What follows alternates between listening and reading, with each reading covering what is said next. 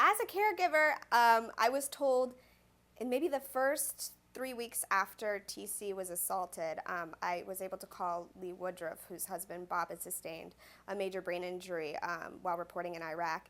And she said, "Oh, Abby, just wait till you see what happens to your brain." And I really didn't know what she was talking about at that point. And then a few months later, I'm noticing, oh my gosh, why can't I remember anything? Why is it so hard for me to form a sentence sometimes?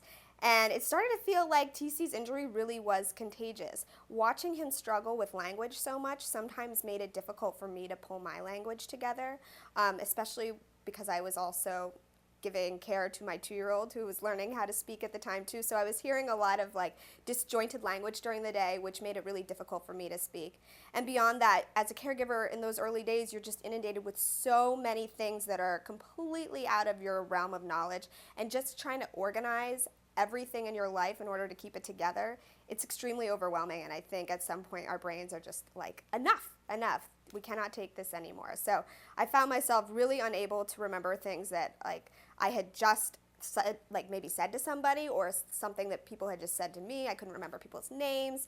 So I had to keep lists for absolutely everything. I had a calendar that TC and I would both use, where I would write down every single thing we were doing during the day, every transition we were going to make. I would put everything in my Google Calendar, otherwise I would forget it. Like even down to like, please wash your hair tonight, because brain injury really, I mean, it affects the whole family, and it does a number on the caregiver's brain as well.